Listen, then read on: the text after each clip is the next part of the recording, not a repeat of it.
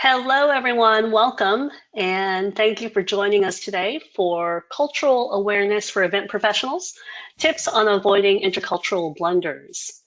I'm Nan Phillips, and along with Judy Payne, we volunteer as your program's committee co-chairs, and we'd like to get started with just a few housekeeping items.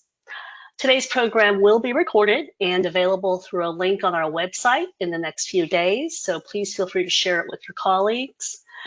The program has been submitted to the Events Industry Council for CMP recertification credit, and if approved, your activity will be submitted to the EIC.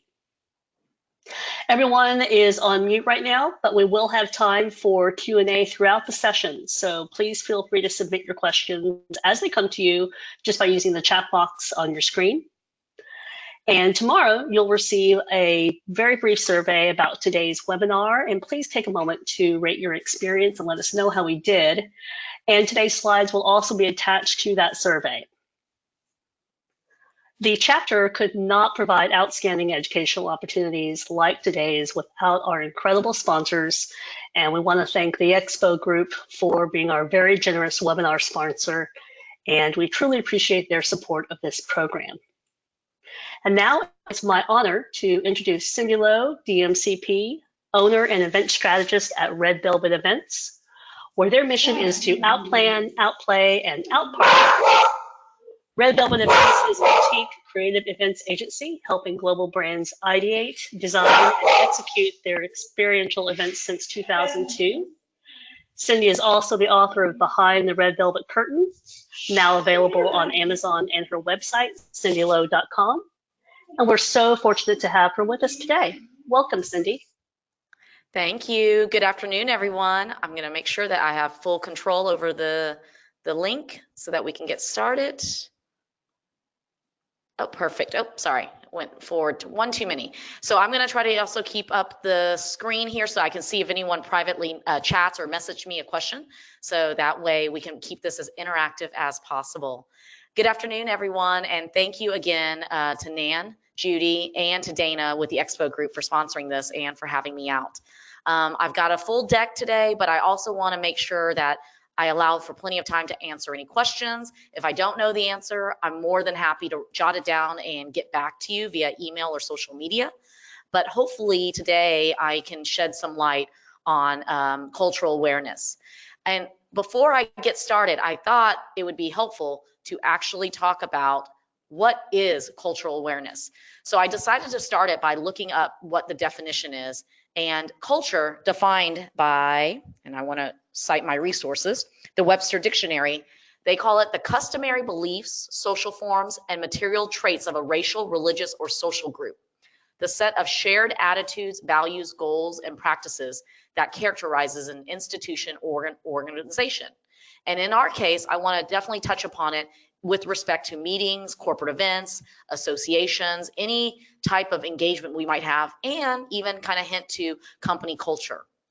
So then I decided to do one more Google search, which is what exactly would cultural awareness mean? Because after all, we all understand that culture, is tied to religion, thoughts, and beliefs.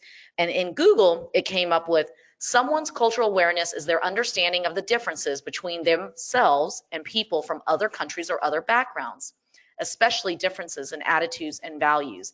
And this was defined as Collins Dictionary. So because of that, I thought, what better way than to break up today's topic into these 4 categories? There are definitely far more, but I think to keep it simple and to keep within our time frame, I decided to focus on food, gifting, pronouns, and religion. So let's get started, and I'm going to go flip back over just to make sure that there haven't been any questions. So let's get started with food.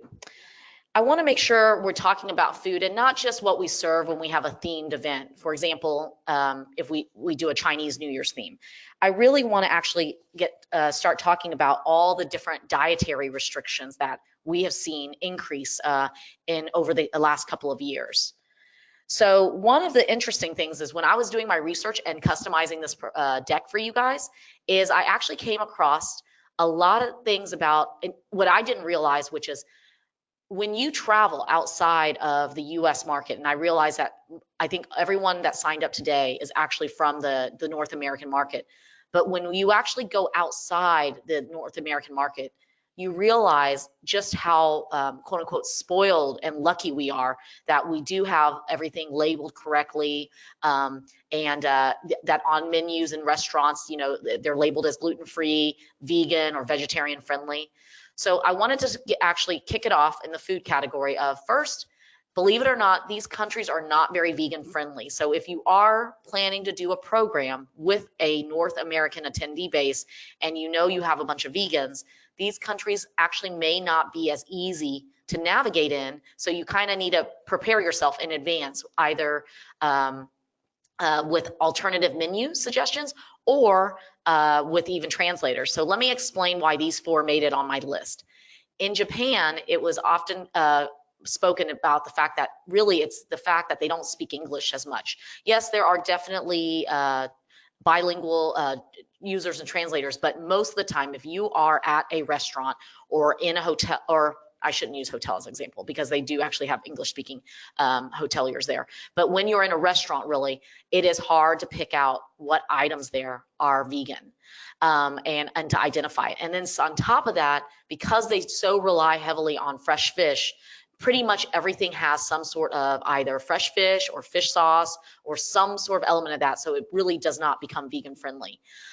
Italy, it's mostly because of the cheeses. They love their cheeses. And so you're not going to get you're going to have to request that they withhold that cheese. And in the Philippines, it's the same thing. They love their cheeses. But on the positive side, someone mentioned is that they do speak English. So at least you can tell them to leave the cheese off. And in Thailand, it's because unbeknownst to a lot of people, they actually use a lot of fish sauce in their cooking. So be aware, again, if they are a strict vegan diet, they will not, even though it may look vegetarian, it actually, or vegan, it actually used fish sauce to cook it. I'm going to flip back over just to make sure no questions came up. Wonderful. So then I went and dug a little further, and I thought this was fascinating. So I am Asian American, meaning I was born in Texas, right here. I'm live, by the way, today from Austin, Texas.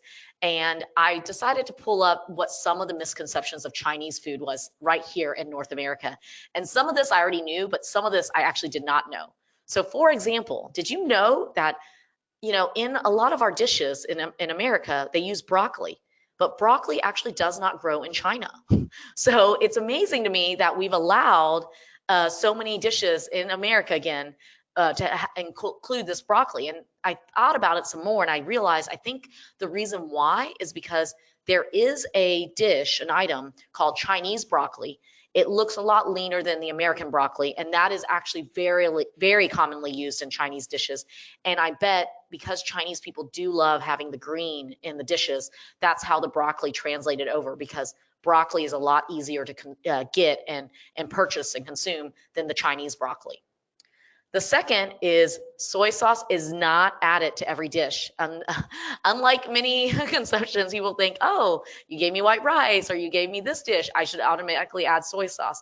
That is actually not true. We do use soy sauce, but it is not in every dish. It really does depend on what dish it is that you're talking about. And then the last two, I thought this was interesting. So did you know that the Chinese takeout box was actually invented in Chicago on November 13th, 1894 by a Mr. Frederick Weeks Wilcox? It was actually originally designed as a paper box to have an advanced oyster pail system so it would open up and serve the food. And what's interesting is then in the 1970s, a graphic designer whose name unfortunately got lost in history, but at the time worked at Fold Pack, which is one of the companies that makes these boxes, actually put the pagoda on the box itself. And that is when, and used the stylized thank you in printed in red. And that's actually how the Chinese takeout box kind of took off. But in reality, in China, they do not use these pails. In fact, they did ask one of the companies, they go, how many do you ship over to China? And they said none, because these are actually not sold in China. And I can verify that every time I travel over there, typically our food is put in styrofoam because it keeps the heat in. So that is interesting because I know I've been guilty as well for events. We'll use it as part of food and beverage serving because it's very cute and it's very on brand.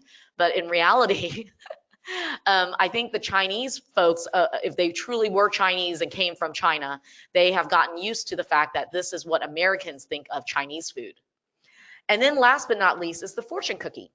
So according to the Wikipedia, the exact origin unknown, but they do believe it was actually Japanese immigrants that came to the US and created the very first fortune cookie. So really, that means it was Japanese influenced and not Chinese, but because the Chinese restaurants started giving them out at the end of the meal, that is actually how the fortune cookie got tied to Chinese American meals.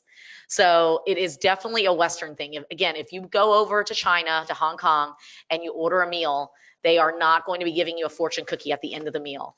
Most oftentimes, the dessert that is usually given at the end of the meal is either fresh fruit or this like liquid gelatin kind of base if it's really traditional, and it's warm. So it's almost like almost like oatmeal, I like to call it, the consistency. It's not one of my favorites, but I'll eat it out of respect, and we'll get to that in a bit in gifting. But definitely, as my husband likes to joke, is that in Chinese American dishes, we probably need to take some lessons from Belgium and Paris on desserts. So that's probably why someone came up with the fortune cookie. Let me check on our questions and area. Awesome. So now then let's going on to our dietary restrictions. I wanted to bring up a few, obviously the most common ones that we've seen actually when we are planning our meetings and events with our corporate conferences. We've got the vegetarian, the vegan, kosher and halal. And lately we've actually been getting a lot more diabetics. So making sure that we don't put too much sugar or we have right amount of sugar. And then of course you've got your gluten-free. And I wanted to make sure to mention this because I feel like gluten-free has kind of gotten a bad rap because it showed up on some comedy shows and everything, but there really is a disease that could cause you to actually need a prescriptive gluten-free diet. So celiac disease is a true disease where if you are diagnosed with this and you have it, you really cannot consume gluten because otherwise it will not only cause your intestines to bloat, but it will actually cause you possible, harm. And then you have to go back into the hospital. So I know gluten-free has kind of gotten a bad rap because of the comedians joking, like what they did is they interviewed a bunch of people asking, why are you gluten-free? And they didn't even know what it was, but they knew that it was for a health kick and diet and losing weight. But in reality, it is actually a true symptom if you have celiac disease, and they are trying to figure out why there has been an increase in folks with that disease in the last decade. Our suspicion in North America is that it is probably the prepackaged foods because of how they have to package it, and we've moved our diets away from fresh, cooking foods to more packaged, and that means it has to be seasoned a certain way and have preservatives, but those are all theories. They don't know for sure why celiac disease has kind of increased over the last decade. The other thing, as I wanted to mention, is that making sure you really understand what those special diets are for those people and how it makes them feel inclusive, that you're not making it a big deal to include the ask for them. I know it has gotten really tough in the hotel side to make a dish that actually appeals to all of these areas, maybe minus the kosher piece, because obviously that needs a blessing, but at least trying to be mindful so then that way, no matter who picks up the dish, they can eat it. And I have to remind you, being vegetarian means more than just being served a salad. So some of the unique displays we've seen in more of our more experimental hotels and catering partners is using quinoa. Not only is that grain-free, but it is also vegetarian, and it's not as expensive. Second is mushrooms. Now, some people don't really like mushrooms, but at the same time, it meets all the check marks, and especially the really large mushrooms, so they can grill it, add balsamic, make it seasoned, and taste like it's a barbecue. The other is we have seen a lot of use of hummus. And that has been interesting because coming up with creative ways to maybe put the hummus inside a cut bell pepper, or maybe inside, again, a tortilla shell. So something, making it different, but making it unique and special so that people don't feel, again, like because they have a special diet, they feel left out. And I will tell you, because I know the bigger the conference, it gets harder to manage all the different diet needs. One of the things we have seen, we haven't experimented too much with our clients, but is that if the person really decides not to eat off the buffet and whatnot, we will actually give them a slight credit back for that food piece and allow them to basically bring in their own lunch. So that's another option to think about in order to make them feel inclusive, because I know some people, when they really do have a truly dietary restriction because of a health need, they're willing to bring their own meal because they want to make sure they don't get sick at the conference. So speaking of gluten-free, I wanted to share with you some countries that I found on my research that are very friendly to gluten-free because they actually have it in their food administration. They have to mark certain items as gluten-free. So for example, Argentina, Argentine healthcare providers must cover the cost of alternative flours and gluten-free mixes. So that's pretty forward-thinking. Australia and New Zealand, they also have very strict rules on food labeling. So in other words, if it's not at least a minor % of gluten in there, they cannot call themselves gluten-free. Canada, European Union, Ireland, Italy, and United Kingdom. So definitely think about these ones. If you are traveling outbound, that they do have the gluten-free. So I'm going to take a pause now to see if anyone has any questions for me. There is on your, I don't know if it's on your right or on your left screen, but there's a questions section and a chat bot too. I'll pause here for just a minute. And feel free to say hi if I know you. Yep, go ahead. Hi, it's Man. While people are kind of gathering their thoughts around the questions, I do have one. And you touched on this a little bit. So because we have a pretty much a US-based audience here, even if we only plan domestic events, we know that our cultural landscape is really evolving here in this country. So what other cultural event trends are you seeing more of with your clients at Red Velvet?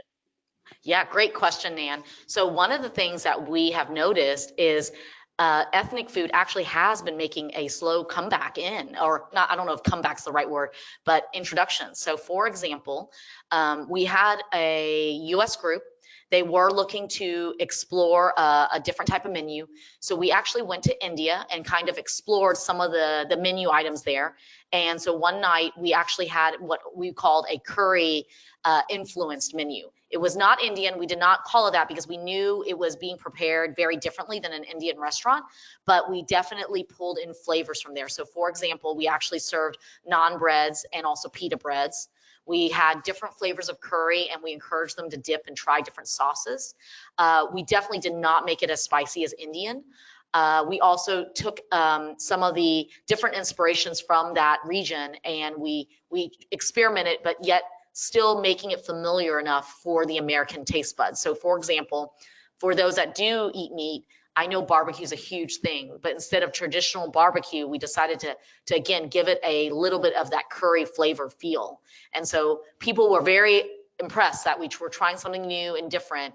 And again, what we did do is we did pick the more popular, what we noticed that trends very well in like Indian American restaurants. So that way to kind of stay in the safe line. So my recommendation is if you know a foodie on your team, on your committee, even in your life, ask them what do they see trending at the restaurants, even at home, and you would be amazed because a lot of times we're sitting there and we think about what our comfort food is and we ask ourselves, what can we do and kind of put it on its side and do it a little bit better for a group setting. I have one fun example to share for the diet area. Recently, we challenged one of our caterers to come up with a play on words. So in other words, we needed them to create a vegetarian dish, but we wanted to look like it was meat, okay? And we didn't want them to use like the Impossible Burger or that because we knew we didn't have that kind of budget. They actually cleverly, they decided they would imitate a bone marrow. So if you ever had bone marrow, it looks like a rib bone, and inside is the fat and the meat. And they took a potato, like a russet potato, peeled it, and then grilled it on the side with some, I don't know how they did it. And then inside they put, I think it was either polenta or something. It was all vegetarian to make it and taste like a bone marrow. And I thought that was so clever because, again, we didn't tell them what meat item to choose. We just said we need something that's vegetarian, but we want it to look like it's meat. And we're obviously going to tell them that everything here is vegetarian. And so I thought that was a really good test. So I hope that answers. And I noticed we didn't have any questions. I guess we have a shy group.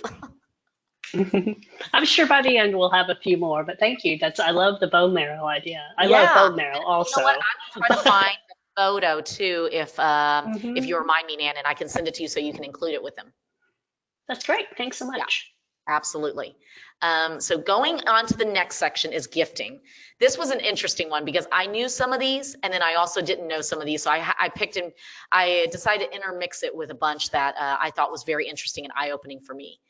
And although I'm pointing out regions that might be offended, but you have to remember, because we are becoming more international, meaning groups are coming in from out of town, maybe you're going outbound, you're meeting people from all over the world, you have to think about it from the holistic point of view of how will they perceive this gift as I give it to them. Because for you, naturally, you may be giving a gift because you thought this was really cool, but you may have inadvertently offended them.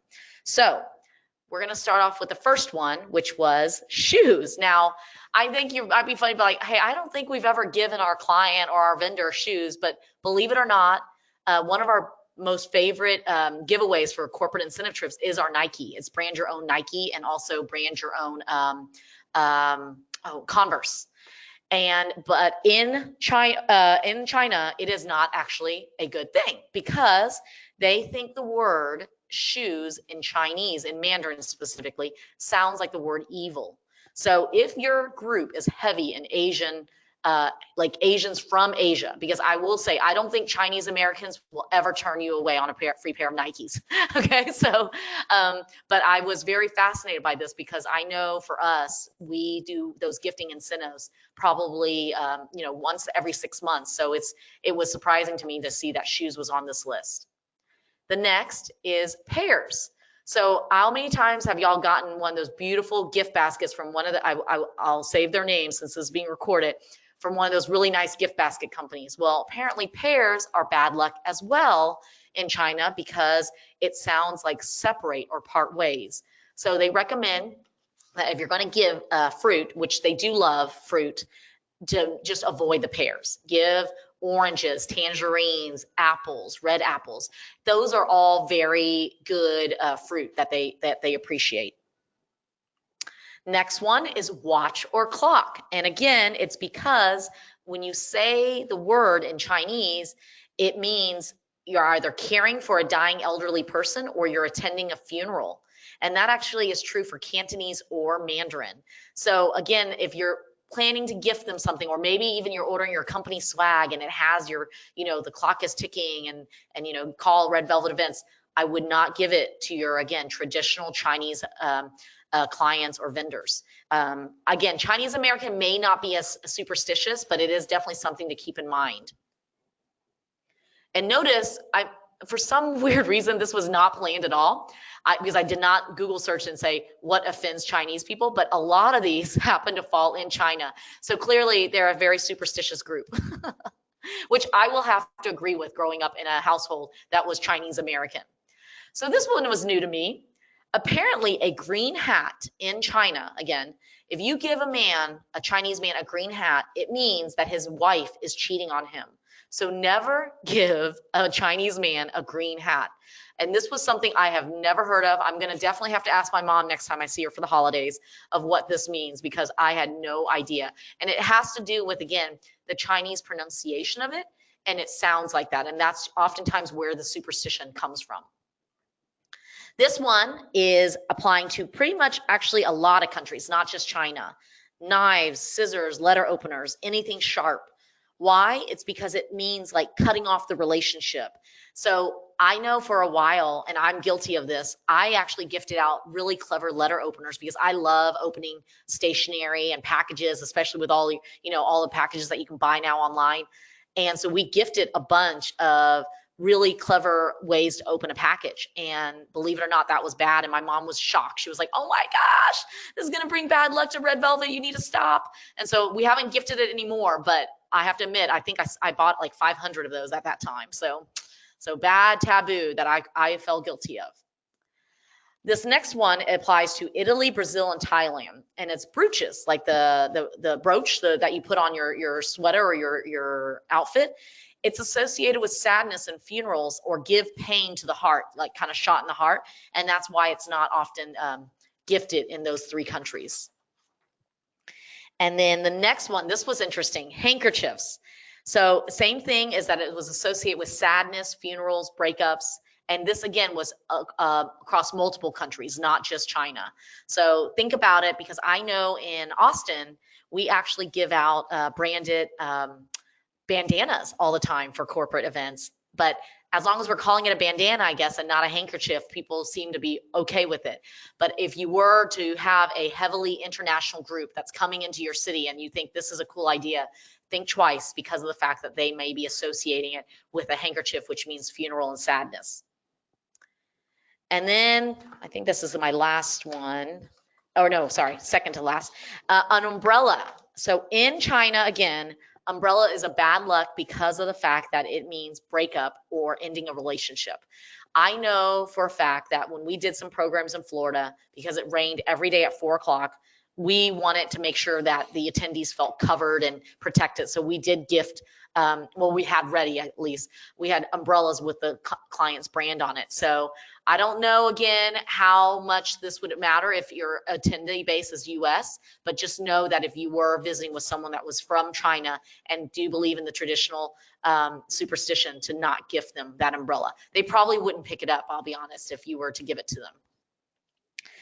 And this one, if you are serving a Muslim-heavy group, be aware that they actually cannot accept wine, whether it be a wine bottle or even a glass of wine, because they're not allowed to drink. And it applies to both sexes. It has nothing to do with women only.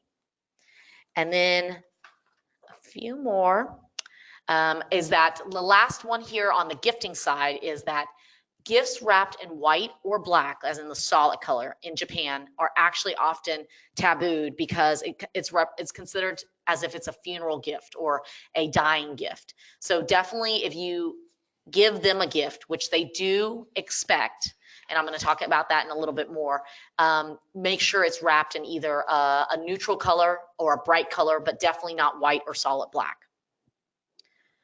So as I was mentioning earlier, there's a lot of taboo, around superstitious numbers. In America, we oftentimes skip 13. We don't have it in elevators. People try not to use it. Some, of course, obviously embrace it because they say lucky 13. Well, over in China, the same is treated with 14 or 4. And the same reason is that 14 and 4, again, in the Chinese words, the sound sounds like death. So people oftentimes feel that it's bad luck. So it's funny when I go over to Hong Kong, and if, there's so many high rises there, if I go in the elevator, typically 14 is skipped, similar to how 13 is skipped in the US. So there's your explanation in case you ever notice that. Same thing with 4. Now on the positive side is that the number 8 or 88 is very lucky. And the reason why is, again, it sounds like prosperity and money. And in fact, 88 looks very similar to the word double happiness in Chinese characters, and that is often used and tied with weddings. So if you happen to notice, if you ever call our offices, our number is actually ending in 88, and it has an 8 in our first 3 digits. It is not accidental. On that case, I did take my mom's superstitious side, and I decided, and I asked the phone company when we were getting our phone number 17 years ago to please give me as many 8s. What is funny is real estate agents now know how superstitious Chinese people are about this, and will specifically target them when they see a house for sale that has lots of 8s. 88 is, of course, the best if you can find a house that way, but most house numbers don't go up that high, right? So And I want to talk about the initial soft no. So a lot of times, you might be giving a gift and someone initially, politely say no. And when I started this slide, I was thinking of the Chinese and the Japanese market when we try to pitch them. But really, I can also see this applying to European market, Canadians, Mexico as well. But they probably don't. They're probably not as much as no first. But in Chinese culture, it is very typical to do what we call the soft no. So at first, when you're given the gift, you turn it down politely. But you should, as the host or as the gift giver, you should insist on it again. If they politely turn it down again, you do need to take that as a no. If they do accept, if they look a little reluctant, then it might be a rule of the company or maybe they're just hesitant on maybe not wanting to hurt your feelings if they open it and they don't like it. But the bottom line is that they are always going to say no first, so you need to re-gift them the gift and offer it to them again. So that way they understand that you understand that they were just giving you their soft no. Now, talking about opening gifts, a lot of them will not open them in front of you, and there is a reason why. Well, one, we were taught as little kids is that it's rude and it shows that you're greedy, and greed is a bad habit or a bad approach from a Chinese.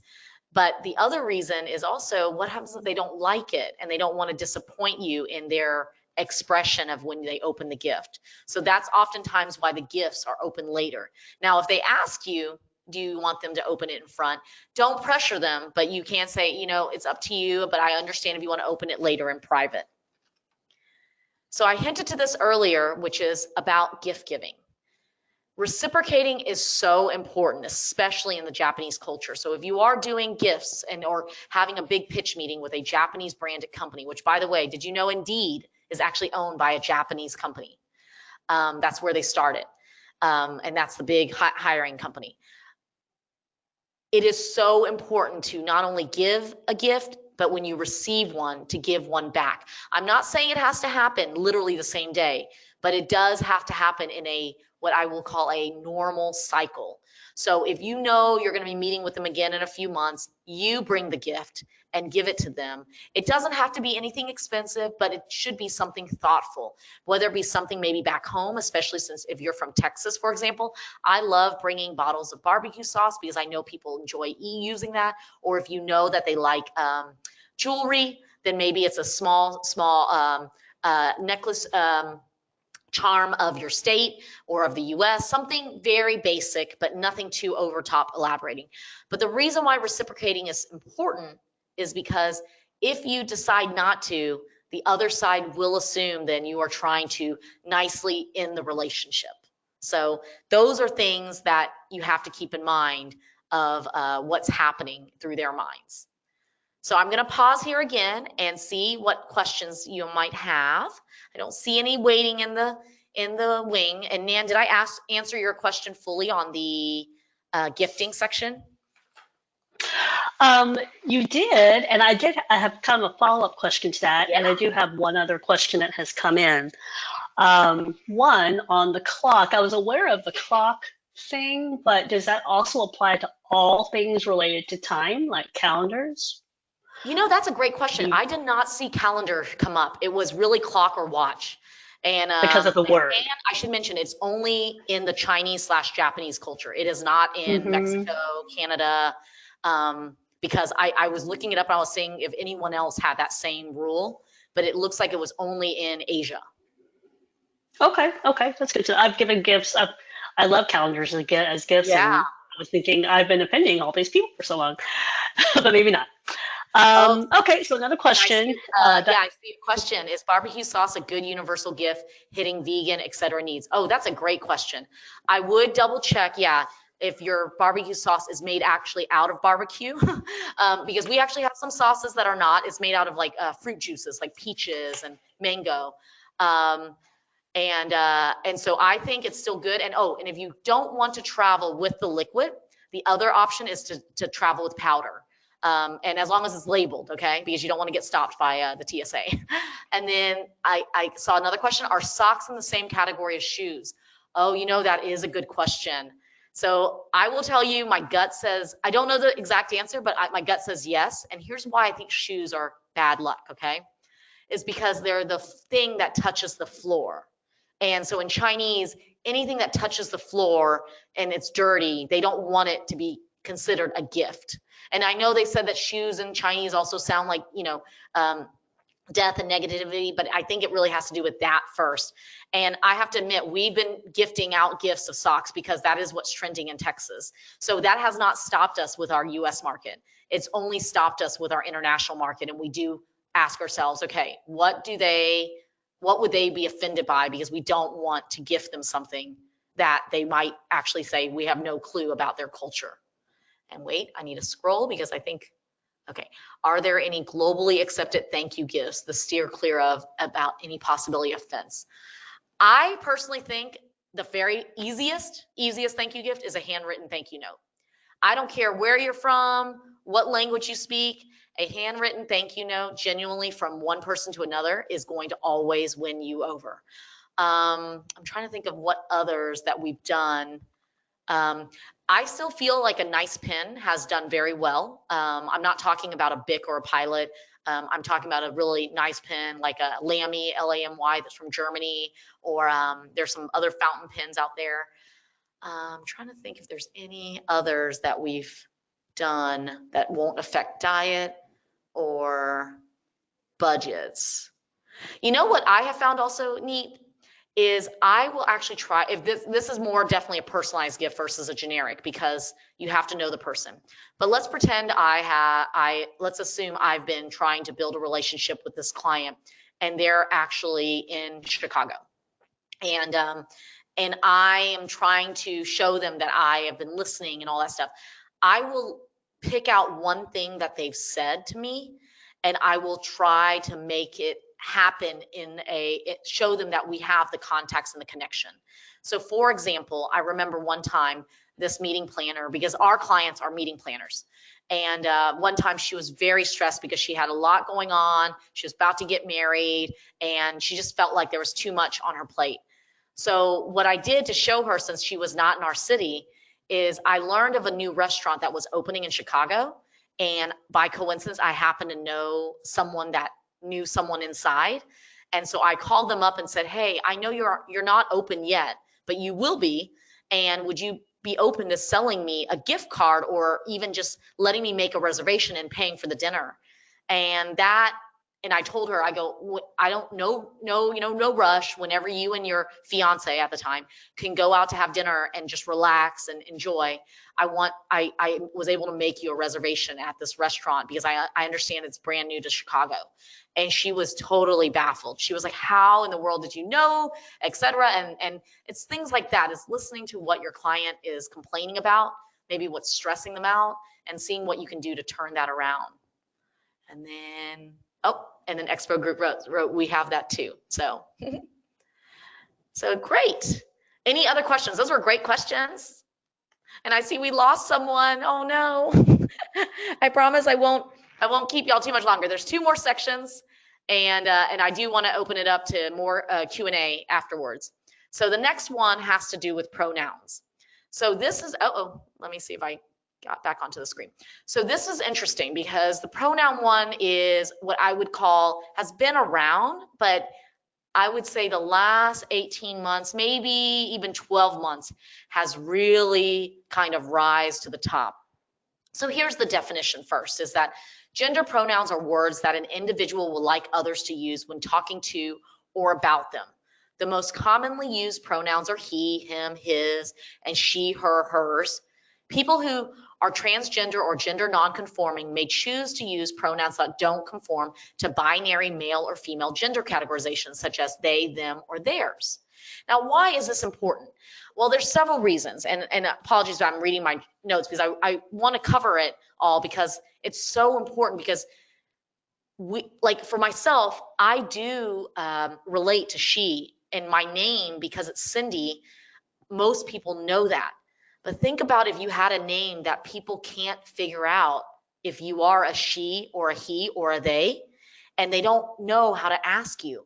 So right now, they've encouraged all of us to include it in the signature. So I actually just updated all of my signatures to include the pronoun there. So that way they didn't automatically have to assume. And then second is I'm starting to notice that the really large conferences, they are actually including it on their name badge. So on registration, you will actually be asked the preferred pronoun to be used with you, and they will print it on the bottom for everyone. So if, in other words, if you do put if you leave it blank, you don't get one, but on the bottom of your name tag, so that way when people see it, they immediately can go, oh, you know, they know that, and they don't have that awkward conversation of, oh, how would you like to be, you know, referred to. But let's pretend you do need to bring it up, because again, people are still moving in this direction, but it has not become as normal as like the salutation of Mr., Miss, Mrs. What you could do is, if you can't remember, is you can always ask someone, you know, at the beginning when they're doing introductions, is tell us your name, your role, and if you're comfortable, your gender pronoun. Or if you're in mid-discussion, you can say, can you remind me of which pronoun you like for yourself? And again, I realize that seems very abnormal, because for us, and especially people that are just doing everyday conversation, it may not seem like something you need to ask. But if you feel like you're in a situation where you're not sure, you're not 100% confident, my recommendation is to ask, because right now we are in a time and a place where this is being welcomed and encouraged.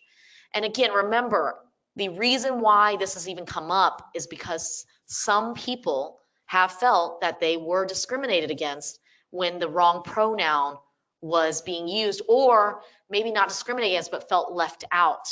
And that is what we need to address, is that you never want, especially if you're a meeting planner and an organizer, you never want anyone in your conference and event to feel left out. And so this way it allows you to be inclusive.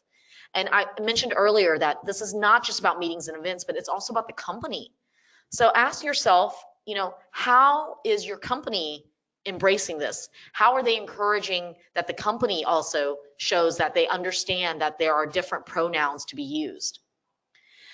And I'm just making sure and then I found a really good example of when, if you realize you made a mistake on using the wrong pronoun, it's okay to say, sorry, I meant, you know, and correct it. Or from that point, you know, and they said, don't dwell on it, move on, because the fact that you acknowledged it made them feel more inclusive. So I realized that was a very deep topic, especially after gifting and special numbers. But does anyone have any questions about that?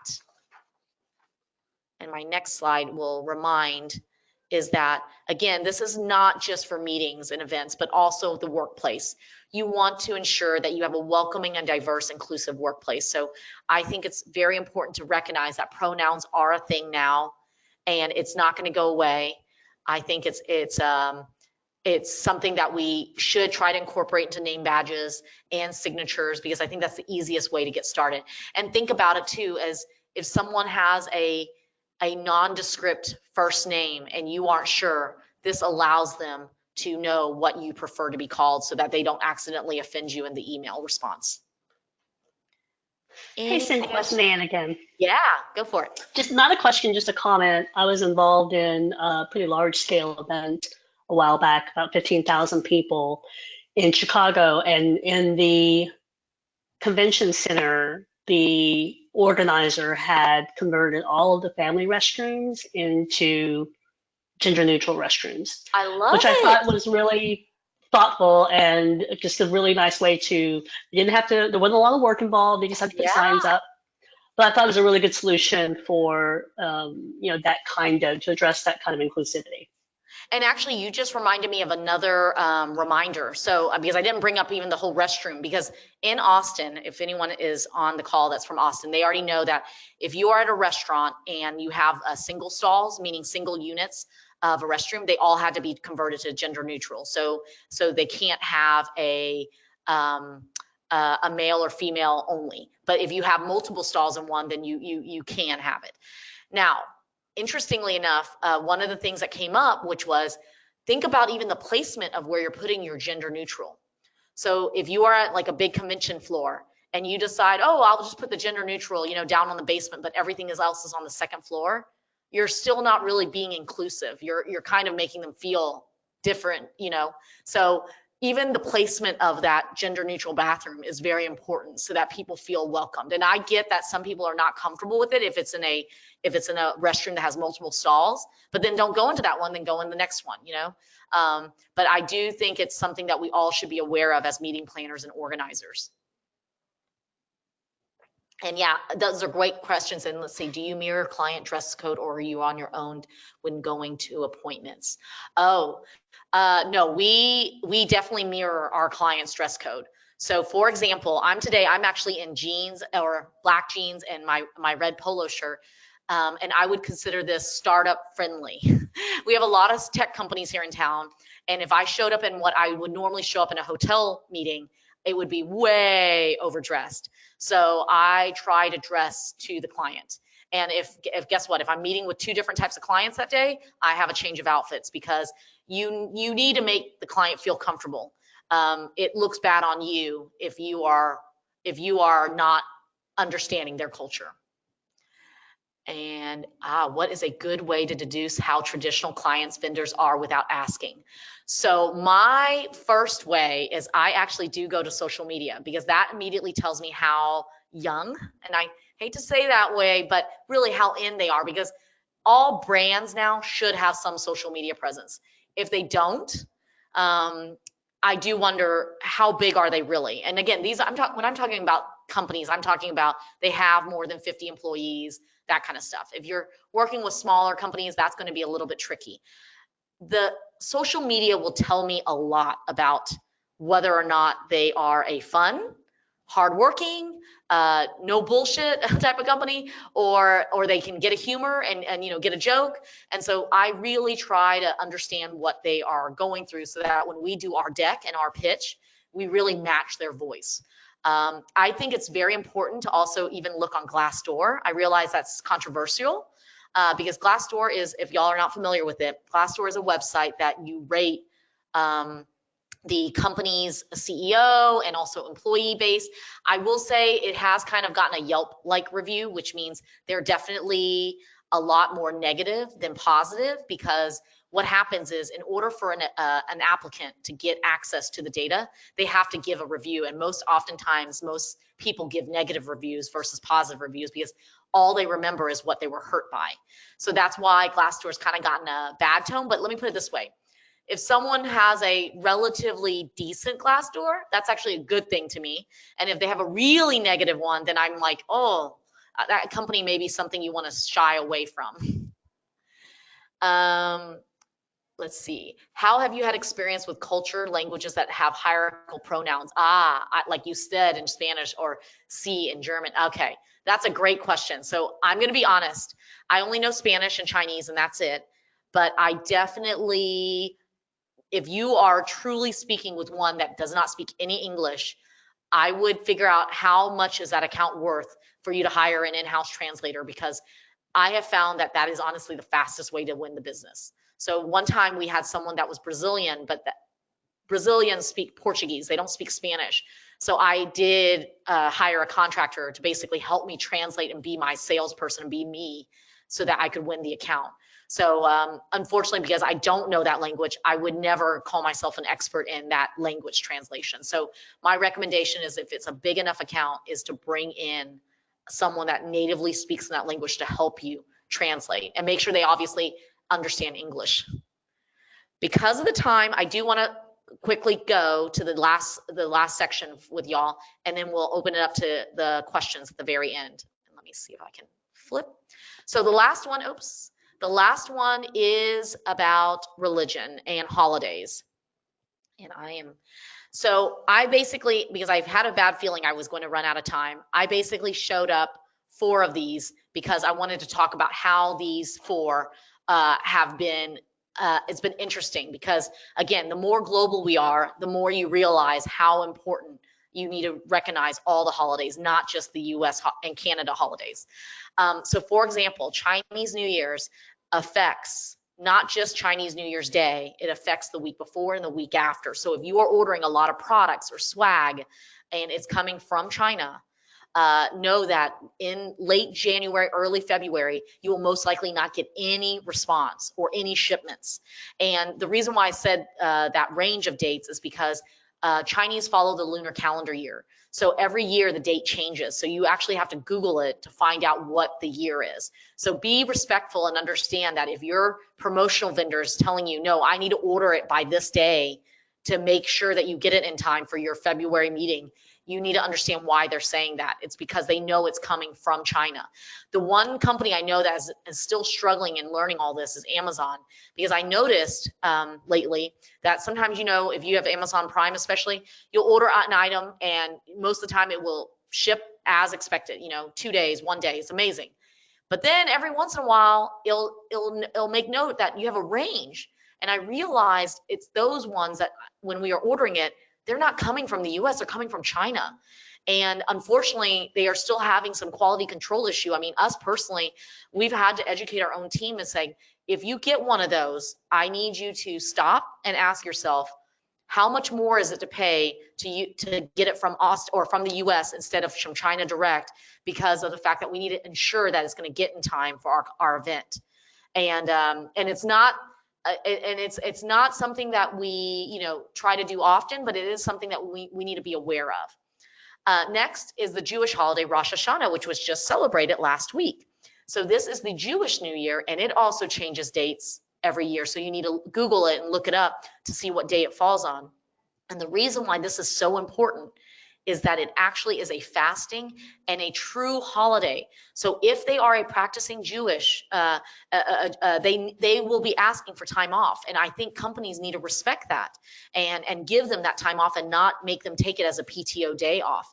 Most companies, I feel like, are coming around and understand it, but they're amazing. It amazes me sometimes that some that are not aware of this holiday think that they might be, you know, asking for it just to get the day off, but in reality, no, they really are Jewish and they're requesting it. I think the bigger one is, I was shocked to see how many events were still scheduled on those days, knowing that it was Rosh Hashanah. So always, every year now, when we get the Rosh Hashanah dates, we put it on our master calendar and we try to make it part of our rules to educate our clients of, you know, the reason why the hotel is available those days is because it's Rosh Hashanah. So if you have any Jewish people that attend your conference or meeting, you may want to reconsider. Similar to us, US Thanksgiving, we celebrate it and we usually take off. It is usually the third Thursday of every November, but it does change dates. And that also means the Friday after is oftentimes off. So just be aware of that. And I think the hardest part there is it's actually when international market people come into our market and they want to do an event on those days and they reach out to us, and then we have to explain to them why our fees are higher for staffing that day, because we of course have that as a paid holiday as well. So it's a tricky balance for educating those that don't know the US holidays as well. And then the last but not least is Canada Day, which is July 2nd. And it's very similar to our 4th of July. They have the day off. They don't have to go into the office. So please be mindful and respectful of their Independence Day as well. So on that note, because I have 7 minutes left, I want to give you my screen that has my contact information. Please feel free to follow us on Instagram or on our Facebook page or Twitter, whichever social media platform that you prefer. We're also on LinkedIn. I usually push out a blog post every Wednesday to talk about things in the industry. And of course, I'm now open for questions for the last 6 minutes. And please feel free to put it in the chat if you can't speak up. Hi, it's Nan again. While folks are putting together their final questions, I'll go ahead and just make a couple of announcements, if you don't mind. So again, tomorrow, everyone's going to get an evaluation by email, so please be sure to fill that out, and that will have today's slides attached, so that should be really helpful for reference. And I hope everyone on the call has gotten as much out of today's session as I have. I have learned so much, and just brand new information and things to think about that have really kind of opened my eyes. So thank you so much, Cindy. Thank you for having me. Absolutely. A couple of upcoming events for the chapter. On November 14th, just a little over a month from now, we will have a lunch and learn at the brand new Live by Lowe's in Arlington, Texas.